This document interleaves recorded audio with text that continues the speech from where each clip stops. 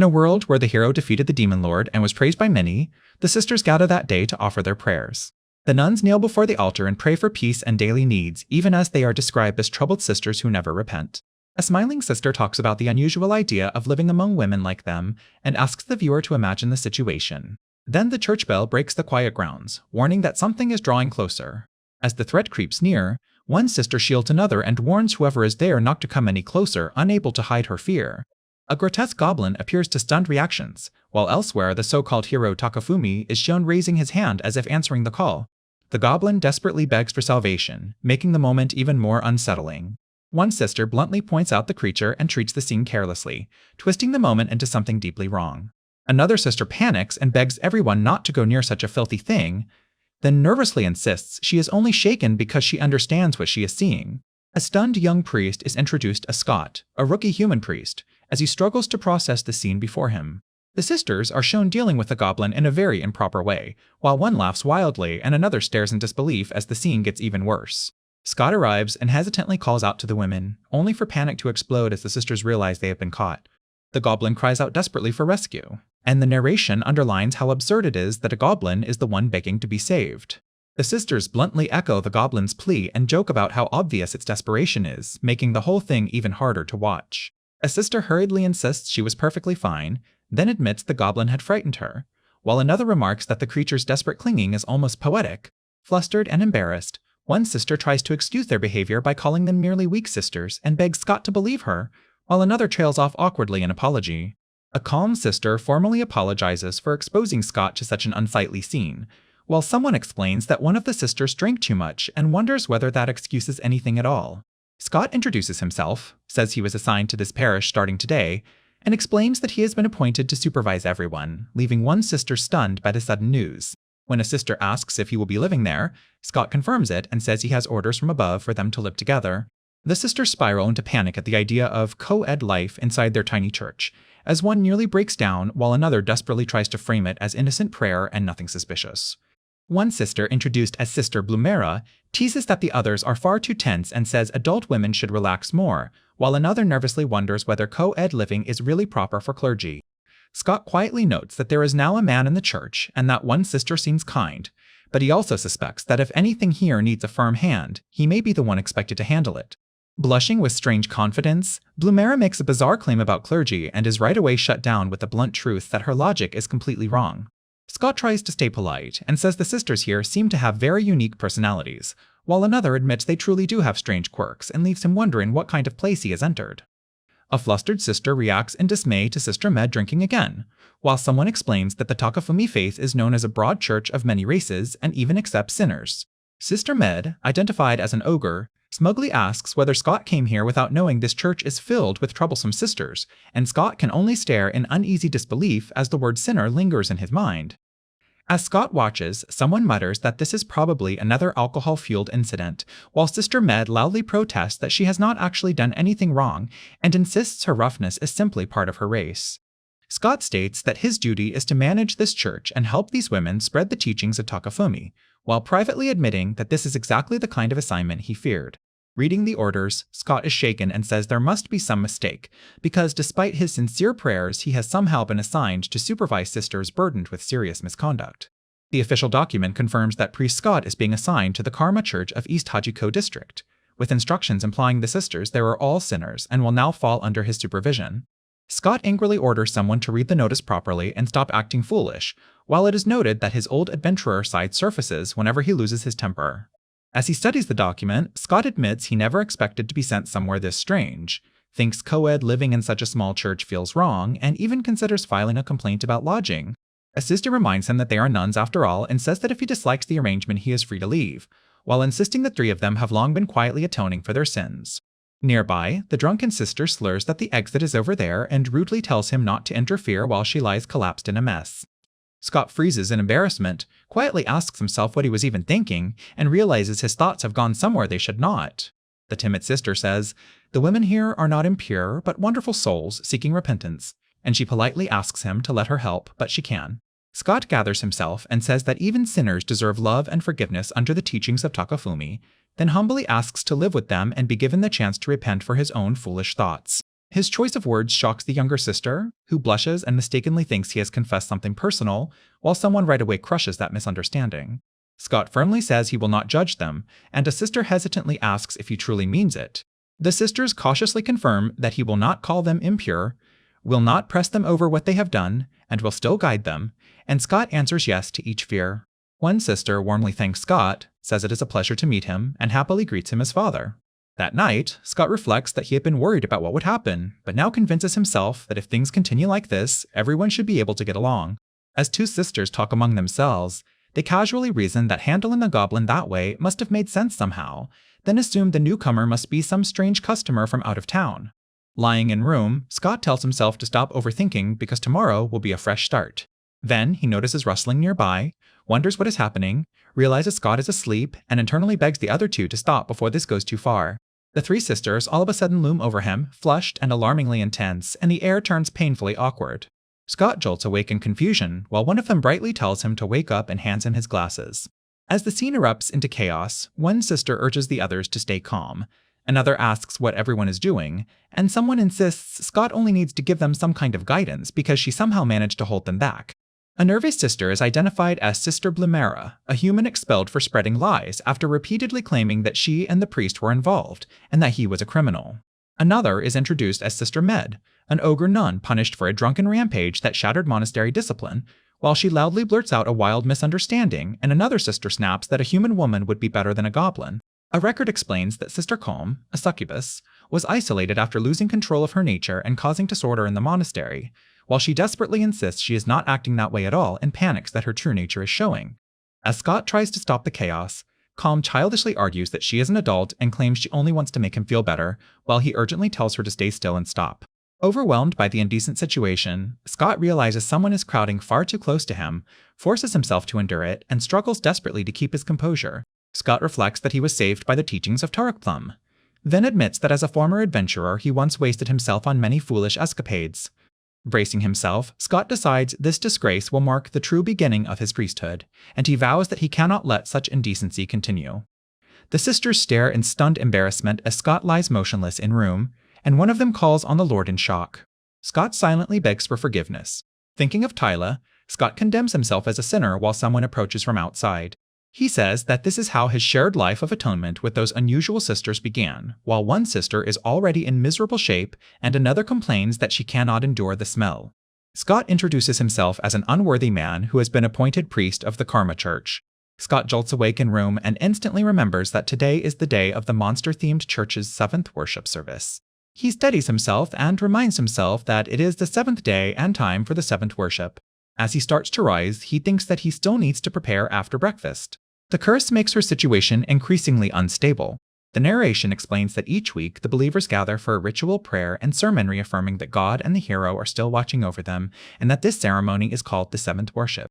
Scott stands at the altar with the sisters and formally begins conducting the service inside the church. Faced with an empty sanctuary, Scott grimly realizes that nobody has come. He asks if there are truly no believers at all, and the nun explains that worship is traditionally led by men, but women are permitted in the faith of Tarokplum, while adding that until now she has only been serving as a stand-in.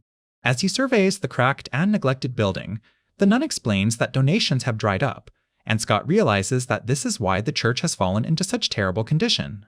Refusing to accept it, Scott says this will not do, notes that he has not even greeted the villagers yet, and orders everyone to get ready because they are all going to the village today.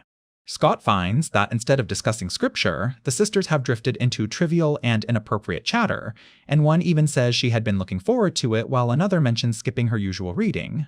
When Scott arrives in Karma Village and offers a polite good morning, the villagers right away ask if he is the priest.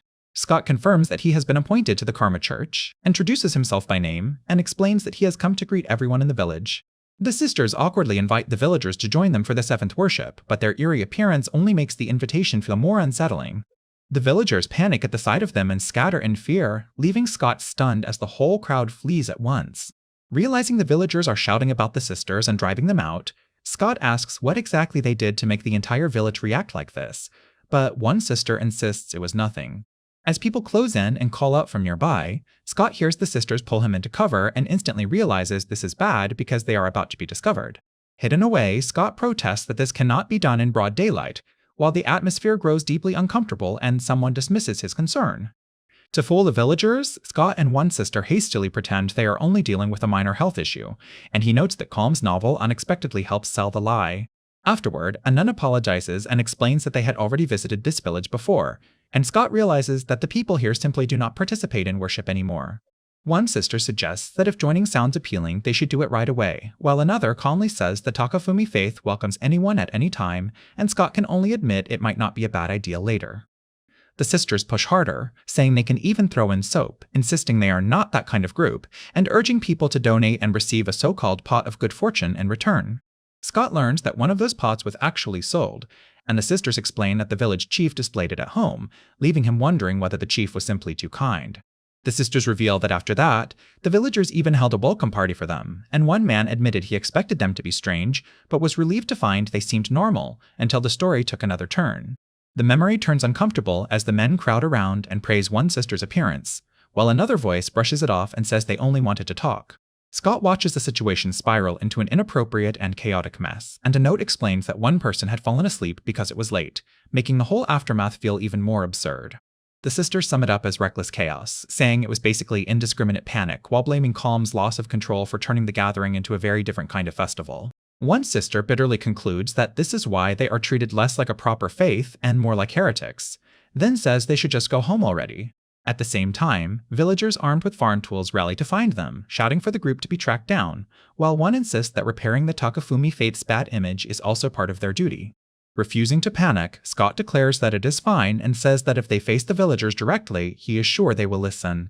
Scott's confidence shatters when he ends up publicly restrained like a criminal, and he can only admit that this has gone terribly wrong. From hiding, the sisters watch their father being displayed before the village, and they worry that he is far too honest and straightforward for a situation like this.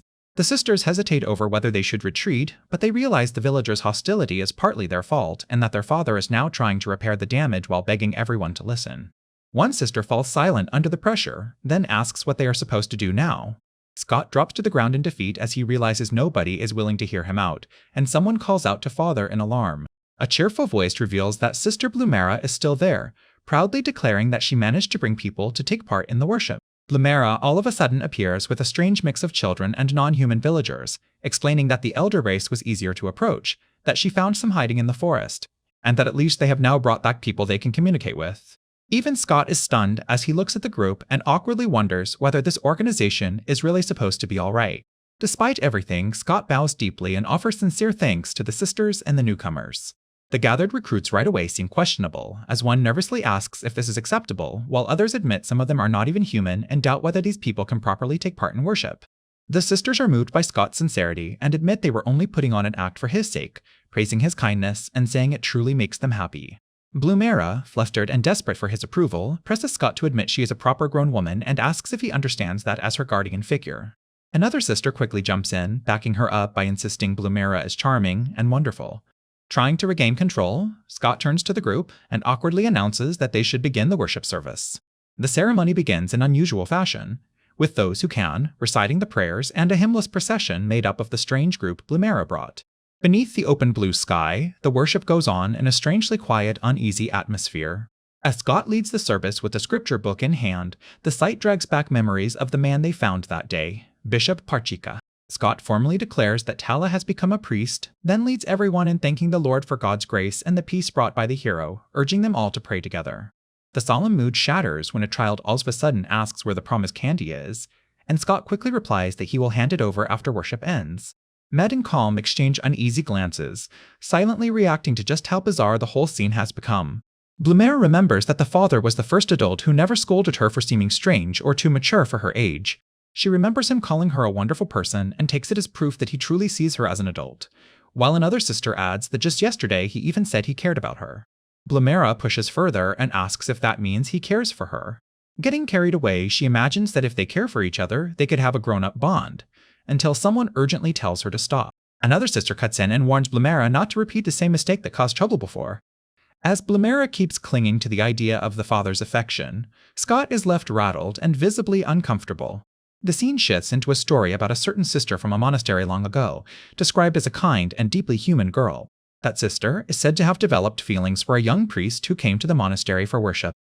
One day, another sister asked her what kind of relationship existed between the two of them. Proudly showing off, the sister answered that she and the father had a special bond and that he spoiled her too much. The story explains that the young priest was eventually expelled from the church after suspicion began closing in around him.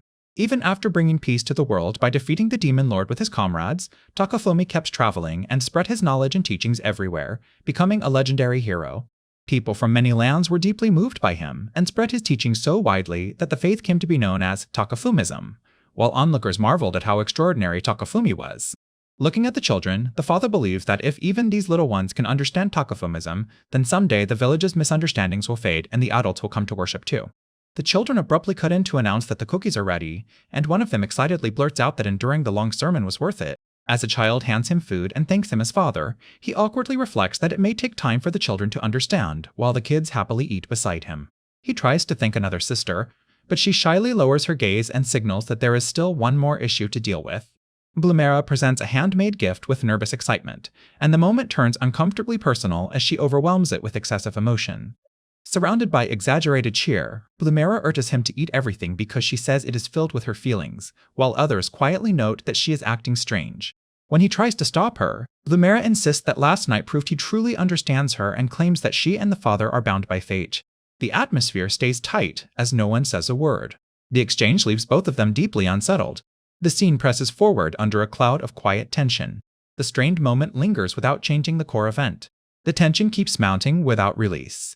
The weight of the moment hangs there without relief. The atmosphere stays tight as no one says a word. The exchange leaves both of them deeply unsettled. The scene presses forward under a cloud of quiet tension. The strained moment lingers without changing the core event. As the heavy silence drags on, Blumera leans in and says she will give it to him right away, while he quickly tells her to wait a second. He tastes the food and admits that it is good, and Blumera instantly asks whether it is tasty to him. Blumera says she can hand him some cookies too and urges him not to hold back, but he nervously insists that he is fine. Instead of answering, Blumera quietly keeps chewing while staring at him, making the silence feel even heavier. As he snaps at everyone to cut it out, Blumera presses the issue with strange enthusiasm and declares that she read this kind of behavior is the ultimate expression of care, while another voice says he clearly misunderstood parenthood. Away from the others, one person awkwardly asks whether Blumera really has become strange after all, while another bluntly says it looks like she has fallen for him. Hearing that, he awkwardly concludes that this must be what is happening, while the other woman gives a quiet, understanding reply. Blumera then turns to them seriously and says she has a question, directly addressing Sister Blumera. Right in front of both of them, the question turns blunt as she asks whether he wants romance and whether becoming an adult is what he wants. Blumera trails off in embarrassed silence and can only admit that this is something she still cannot clearly say.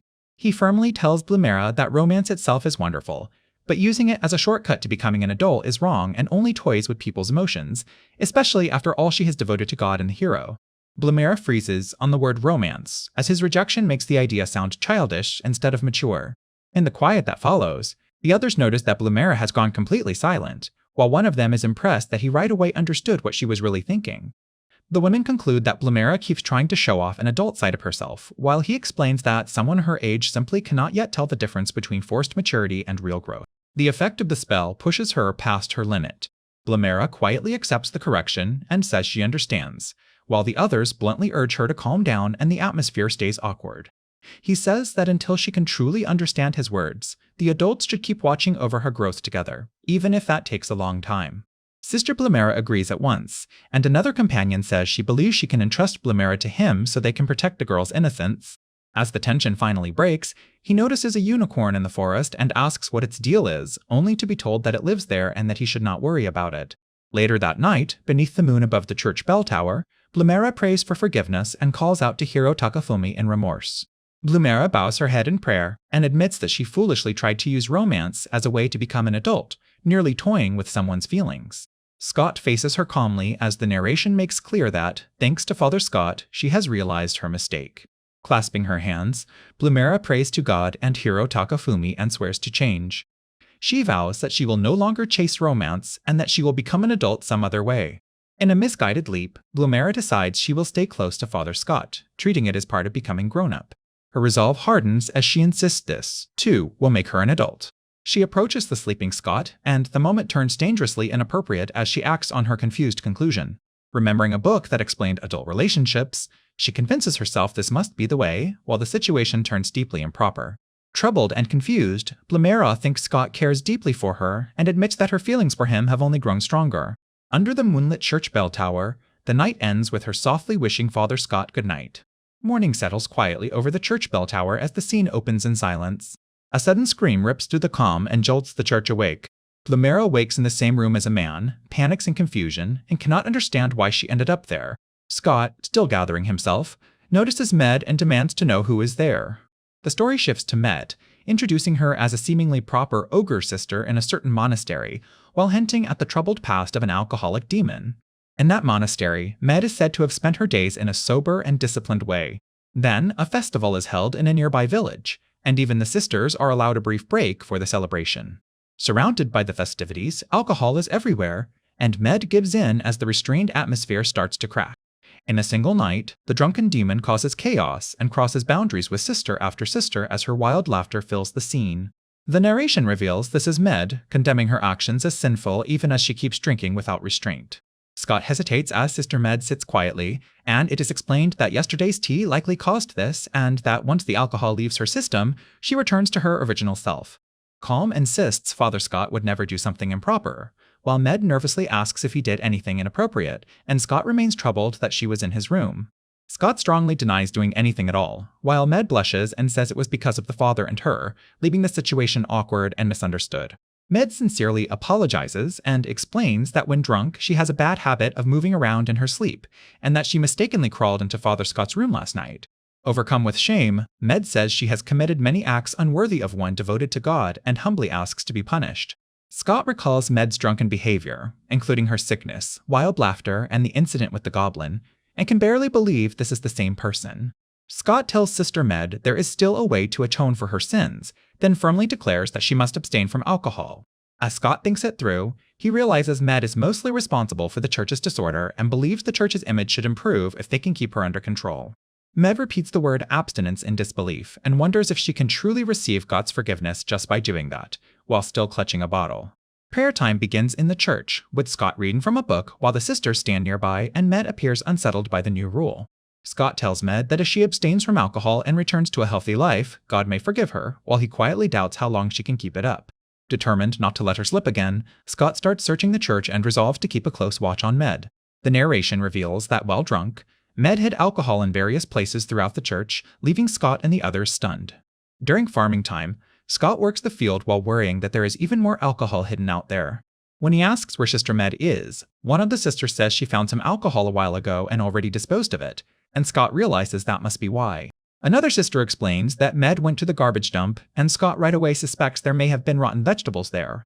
As it is explained that fermented vegetables can become alcohol if there is yeast and sugar, Scott panics and orders them to bring Med back at once. That night, while hearing a knock, Scott sits in disbelief and admits to himself that Med is far more addicted than he ever imagined. Med appears at the door with tea and sweets, speaking hesitantly as she offers them to Scott. While preparing the tea, Med admits she behaved badly today and says that because ogres drink from a very young age, she has been drinking every day since childhood and cannot handle life without it. Med admits her drinking became so severe that her family pushed her into the priesthood and ordered her to stop, and she bitterly says that for a race known for drinking, being cast out for it feels especially cruel. She confesses that despite how she acts, she has wanted to stop drinking for a long time, even before entering the faith. Med reveals that she once cared for a human man, but he rejected her with the cruel words that she reeked of alcohol. With a pained smile, she concludes that humans hate her, and that she is nothing more than a drunken ogre. The room falls silent, as Scott lowers his head and Med covers her face, crushed by the weight of what she just confessed. Scott thinks that they still barely know each other, but he remembers her drunken chaos while Med quietly braces herself for his judgment. Instead, Scott calmly tells her that the cookies she made are really delicious. As the sisters happily eat, Scott reasons that someone who can make cookies this good cannot be a bad person, and the words hit Med completely off guard. Med stares at him in stunned silence, her expression tightening as that unexpected kindness finally sinks in. The tense moment turns clumsy when Scott starts to leave. Med blurts out that she still cannot quit drinking, and in the confusion they both lose their balance. Med all of a sudden grabs onto Scott and, flustered and desperate, begs him to accept her. As they end up uncomfortably close, Scott nervously tries to correct her, while Med shyly repeats her plea to be accepted. The situation spirals when Med holds on too tightly. Scott panics that they cannot keep this up, and he struggles to pry her off. Crushed under the pressure, Scott breathes sharply that her grip is too strong and dramatically cries that he is going to die, while Med freezes in alarm. After the tumble, Med ends up over him in stunned confusion and asks if he has died, while Scott weakly stirs beneath her. Med spots a cup of milk liqueur and realizes she had hidden alcohol there too, while Scott lies there defeated and mutters in despair. From behind, Med admits with a weary laugh that she has failed at quitting drinking again. As Med starts to follow the awkward momentum, Scott quickly says he can overlook the alcohol but begs her not to do this, suggesting she should step back. Med laughs and says she has been completely defeated. When asked what she even means by that, Med insists it would never happen anyway, and Scott awkwardly blurts out that this is not the problem. Med drunkenly insists that this only happens between people with serious feelings, calls herself inexperienced, and bluntly points out that she still smells like alcohol. As she leans closer and the moment turns dangerous, Scott panics, wonders what he's supposed to do, and fumbles helplessly. In her hazy state, Med brushes it all off and suggests drinking more until every memory disappears. Scott jolts awake in alarm, realizes he must have fallen asleep, and instantly remembers Sister Med as the church bells ring outside. Med all of a sudden gets sick, and the whole scene erupts as she loses control right in front of him. Scott recoils in total horror while Med keeps being violently ill, leaving the entire moment completely wrecked. Feeling awful, Med complains that she is sick, questions why anyone would force a drink into someone's mouth, and grumbles that the filthy floor only makes it worse. Watching all this, another sister bitterly concludes that ever since the father came to this church, its moral order has started collapsing. She dramatically decides this cannot go on, declares herself the church's last line of defense, vows to protect its sanctity, and shudders at the thought of Med and the father spending the night together and crossing boundaries. As strange noises continue around the church, she stiffens in dread while a small voice nervously notes that the cats are loud, making the whole scene feel even more hopeless. A very strict succubus sister is introduced, and the story shifts to a certain monastery from her past. She is described as such an exemplary sister that people nearly forgot she was a succubus at all, because she had devoted herself completely to monastery life. But one day, when men entered the monastery grounds for repair work, that fragile order was shattered by a single exception. After a long life of restraint, she reacts at once to the unfamiliar presence, and the sudden change throws her into turmoil. The atmosphere quickly turns improper as her influence spreads through the monastery, driving everyone there into chaotic frenzy. The narration bluntly presents this beautiful and powerful maiden's deepest flaw as the sin living inside her. Back in the present, the stern sister declares that ever since the father arrived, order in the church has been breaking down and everything has fallen into chaos. She announces that she has established new rules starting today, while the others complain that the restrictions are too harsh and fear they will not be able to get close to the father anymore. Scott calmly supports improving the church's environment so it becomes more welcoming to believers, while one sister reluctantly agrees and another loudly boos the decision. The strict sister, flustered and conflicted, tries to convince herself that staying together is merely teamwork for the sake of the Holy Church, while another bluntly asks why she is acting so strangely. The situation remains unresolved as the strain keeps building. The scene stays frozen in a tense stillness. The atmosphere stays charged as no one speaks. The tension carries forward without release. The moment keeps its weight with no clear shift. The scene continues beneath a cloud of quiet tension. The weight of the moment lingers with no relief. The scene stays frozen in a tense stillness. The uneasy moment drags on without changing the core event. The interaction leaves both of them shaken. A nun bursts in, panicked, and urgently calls for Father Calm, warning that something is wrong, while another demands to know why she is so shaken. The flustered sister blurts out that the situation is extremely improper, while another matter-of-factly points out that this is simply how a succubus normally is. The others stare in shock as one sister, clearly overwhelmed, is said to have entered her succubus state, while someone insists this is exactly what they had been warned about. A composed sister concludes that the woman has probably reached her limit, and Calm admits that he started feeling strange the moment he entered the room. It is explained that succubi draw in energy, and if that urge is suppressed too long, the body begins releasing pheromones that strongly affect others. As the church is imagined descending into chaos, one person anxiously asks if that would mean the total defilement of the sacred place, while another urges that they must act fast. Calm turns serious and warns that if they are careless, the pheromones could throw the entire monastery into disorder and even spread to the nearby village. With everyone looking uneasy, the implication settles in that if Calm lets the pheromones keep spreading, he may have to personally step in, and the thought leaves the room tense and awkward. One sister nervously suggests they cannot just leave things this way, but another instantly rejects the idea in panicked disbelief. As the room falls silent around Calm, a hesitant voice finally asks whether Father has some way to cure this. Calm forces himself to think that since a physical symptom has already appeared, there may be no other choice, though the thought clearly unsettles him. The others crowd around him and urge him to deal with it because this is supposedly for Calm's own sake, while he protests and begs them to wait as the scene turns deeply improper. Their voices keep pressing him to act and come forward, and the repeated demands make the atmosphere even more uncomfortable. Calm abruptly stands, leaves the stunned sisters behind, and heads straight for another room before slamming himself inside. As he reaches the room, he steels himself and insists that this is the only way to save Sister Calm. He apologizes and invokes Hiro Takafumi, while one of the sisters peeks in and anxiously wonders what Father is about to do. Alone in the room, he declares that he has become a beast, showing how far he is forcing himself into desperate resolve. A moment later, he awkwardly apologizes to himself as the tense silence presses in from all sides. Then, a new woman all of a sudden appears, cheerfully apologizes for being late, and introduces herself in a wildly inappropriate way. She notices the new guy living there, teasingly asks whether Calm has been getting her daily support from him, and then openly says she would like some of his help too. The late arriving woman casually points to a bottled drink and asks whether he wants it, revealing that it is made from an animal source in a way that makes the moment even more awkward. Scott stares in disbelief as she explains that Calm regularly drinks this because she gets her energy from that source, and adds that Calm is not interested in human men. Realizing what she has just exposed, the woman turns and nervously asks whether he already knew, while his shock only deepens. Scott right away tries to stop the others and calls out for them to wait, clearly alarmed by where the conversation is heading. In the tense silence, Calm's inner thoughts reveal that she feels ashamed by indecent matters and cannot endure even the smell involved. She then admits to herself that despite that shame, her body still desperately craves relief. Calm reflects bitterly on being born this way and remembers feeling like the only succubus around her burdened like this. Scott all of a sudden realizes she is awake, while Calm weakly responds as if caught in the middle of painful thoughts. As he stands by her bedside, Scott notes that she looks drained from lack of energy, but says she has at least started recovering after drinking this.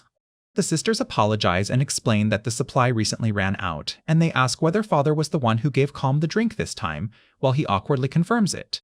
Calm quietly admits that the taste is not unpleasant, and realizes with embarrassment that she can accept it. Scott right away apologizes in alarm, visibly flustered by her reaction and by where the moment seems to be heading. One sister explains that Calm refused to take the usual substance directly, so they tried mixing it with male blood or other materials because that made it easier for her to drink. Scott awkwardly reveals that a few drops of his own blood were added to the bottle while trying to find some way to help her drink it. Calm realizes the drink contained Father's blood and softly acknowledges what he has done. She apologizes for any discomfort this caused and explains that, because it was an emergency, she ended up consuming something mixed with his blood. Scott gently tells Sister Calm that if this troubles her again, she should still feel free to rely on him, even if it is awkward for him as a man. Calm faces him directly and says that whatever he may think of her, she considers him a precious comrade. She shyly thanks him, and Scott calmly accepts her gratitude. Exhausted, Calm says she wants to lie down, and Scott tells the others they should leave and let her rest. Calm all of a sudden calls out that he should come if she needs anything, then freezes in embarrassment at her own words. Overwhelmed, Calm realizes the father's blood tasted good, and the thought shocks her. She remembers how she used to force herself to drink while pinching her nose, but now the aftertaste feels strangely tolerable and leaves her rattled by the comfort of it. Her thoughts drift in an improper direction as she wonders whether something else from the father would make even more difference, recalling rumors that succubi are drawn to things linked to compatible partners.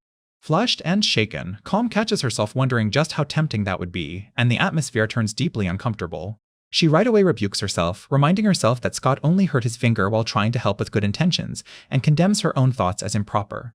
Lying in room, Calm tries to steady herself and force down the tension rising in her mind. She then realizes that Blumera and probably Med are also aware of the father as a man, which makes everything feel even more complicated. Blumera reflects in surprise that all three of them may have ended up falling for the same man. Med bleakly thinks that she never imagined life as a sister would turn into this kind of emotional battlefield. Calm tosses in room, unable to sleep as humiliation and restless thoughts tighten around her chest. Elsewhere, the three sisters each convince themselves they have the best chance with Scott, quietly comparing themselves as the rivalry sharpens. Scott finally hits his limit and decides they are all equally exhausting. He steels himself and declares that a messy conflict over feelings is about to begin, then instantly regrets saying it out loud. On the seventh day of worship, the church sits quiet and worn as Scott prepares to hold the service alone. He notes that this week's attendance is uncertain, then tells himself that if the misunderstandings start clearing now, maybe that is for the best. A polite voice from outside asks for permission to enter. Scott quickly answers that worship has not started yet, then freezes when he hears the unexpected visitor. Instead of the sisters, 3 goblins appear, leaving Scott staring at them like impossible worshippers. Overwhelmed, Scott covers his face, and when the goblins say they want to worship and hear more stories of the hero, he can only force out a strained welcome. The goblins explain that after hearing the hero's teachings, their minds felt cleared, and admit they failed to understand at first because the sisters had found them earlier. They eagerly add that they even learned human words because of it and want to understand more of the hero's teachings, while Scott can only wish ordinary humans had come instead. When they add that they came to thank Father, saying the forest became peaceful after his arrival and that everyone is grateful, Scott is left wondering if he really did something good. The sisters all of a sudden appear, and the goblins react in awe, treating them like extraordinary beings because they can control the troublesome sister. Scott is horrified when the goblins imply the sisters had mistreated them before he arrived, and that many of their comrades suffered for it. Panic erupts at once, with one side insisting the goblins mean no harm and likely should not be feared, while others scream for Father to run as chaos breaks out between the sisters and the goblins. One sister urgently warns Scott not to be fooled, insisting she once read that these creatures abduct women to their nests and mistreat them, while Scott says he already knows that danger. Another sister loudly agrees, and then blurts out an inappropriate story from her past about entering goblin nests as a reckless dare, leaving Scott exasperated that he never needed to hear that.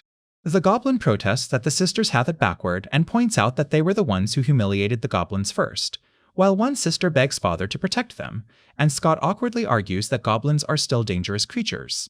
The goblins angrily insist they only retaliate and never attack first.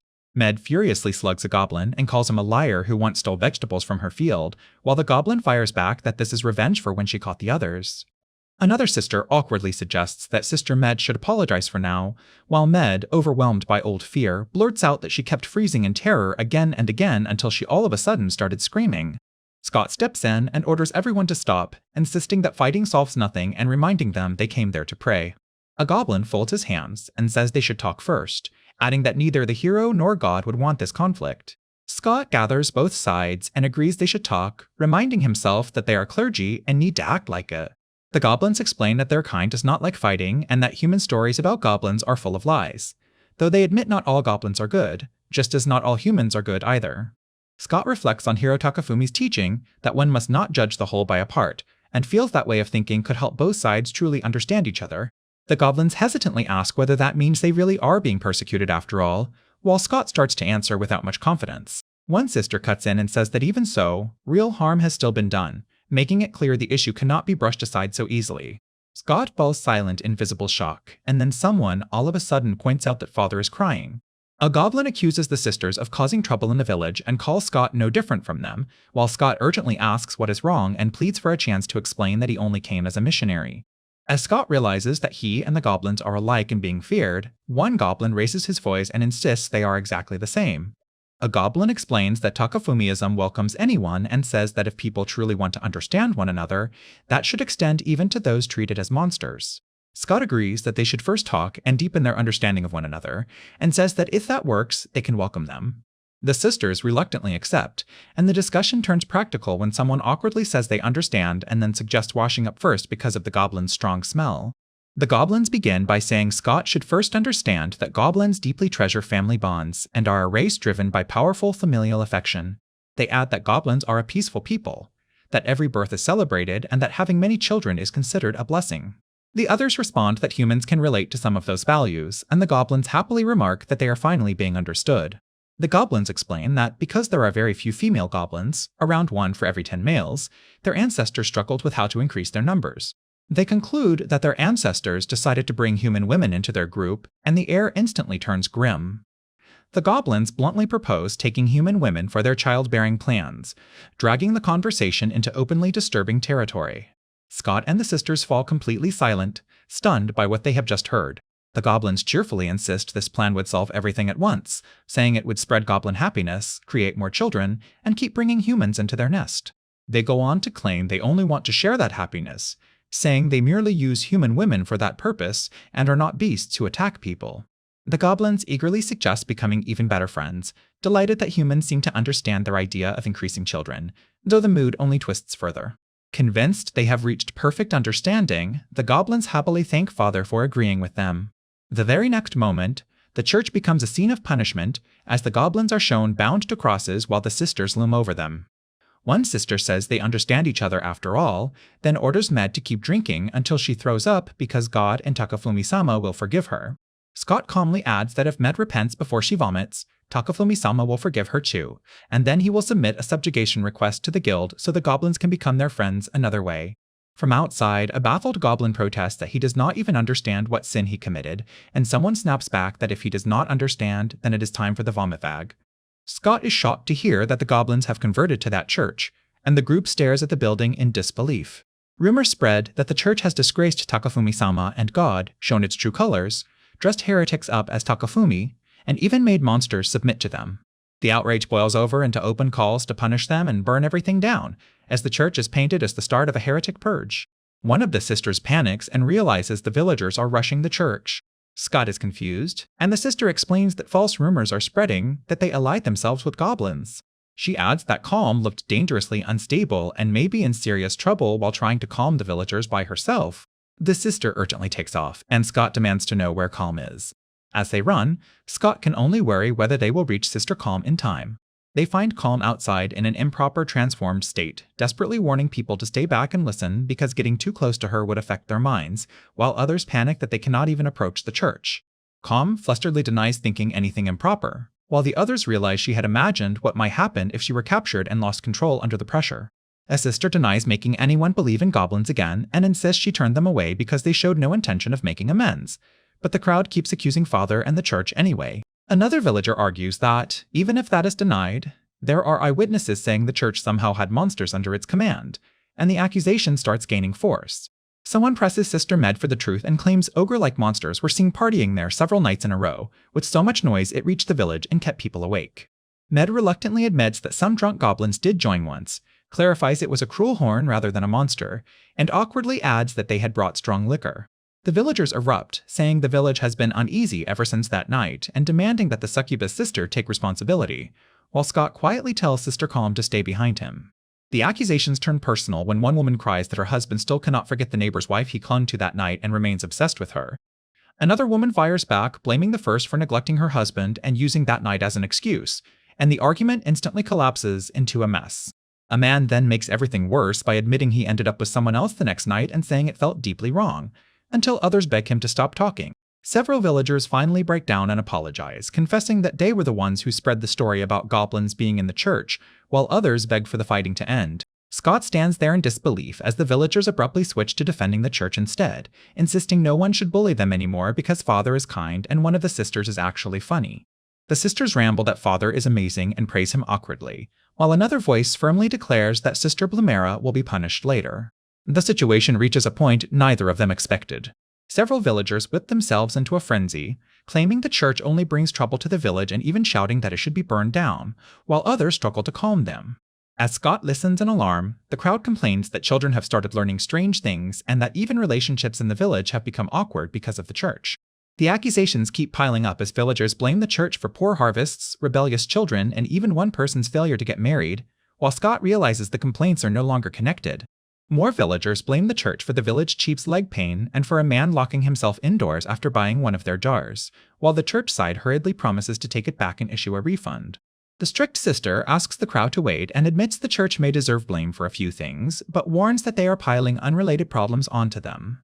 Scott steps forward calmly and says that if anyone has an individual concern, they are willing to listen, but asks them not to use this moment to dump every personal grievance onto the girls. One furious villager all of a sudden lashes out and strikes Scott while hurling an insult, leaving him reeling as the crowd watches. The sisters breathe sharply in shock as Scott doubles over from the blow, and the chaos around him surges even further. The silence between them turns impossible to ignore. The tension drags on, refusing to break. The weight of the moment hangs there without relief. The situation stays unresolved as the pressure keeps rising. The tense moment stretches on without changing the core event. The scene remains locked in uneasy stillness. The interaction leaves both of them shaken. The moment lingers with no clear shift in sight. The silence between them grows even harder to ignore. The atmosphere stays charged as no one speaks. The weight of the moment refuses to lift. The scene continues under a cloud of quiet strain. The scene remains trapped in uneasy stillness. The situation stays unresolved as the pressure builds higher. The moment lingers without any clear turn. The tension carries forward, unbroken. The tense moment continues without altering the core event. The silence between them becomes unbearable to ignore. The interaction leaves both of them deeply unsettled. The scene stays frozen in uneasy stillness. The old devotee says he will keep serving faithfully, and at last feels able to visit the church without fearing what others think. The priest tells Tyla she can come anytime, assuring her that both he and their god welcome her. The old man bows and apologizes for dragging them into such a terrible ordeal, while the others awkwardly admit they should have stepped in sooner. Tyla says that because Father Scott saved her, she will forgive him, leaving the distant figure stunned into silence. The priest lowers his head and asks Lord Hiro Takafumi for forgiveness, saying he raised his weapon only to protect them from other humans. The sisters praise the priest's kindness, saying his presence alone may help bring the village closer together. One girl all of a sudden blurts out an improper comment, and the moment turns painfully uncomfortable as the old man listens in silence. The inappropriate remarks keep going as another girl speaks even more dramatically, making the atmosphere sink into deeper awkwardness. A wild claim about eternal devotion is instantly dismissed as a lie, but the scene stays embarrassingly tense. The priest abruptly cuts in and says the one who protected him was Father Yaya, stopping the uncomfortable spiral cold. The priest realizes the culprit was that bespectacled troublemaker all along, then calmly tells everyone it is time to go home. Even with suspicion still hanging in the air, the village chief and several elders begin joining the mass, while the old man stares in disbelief at the priest's jab about the bespectacled nuisance.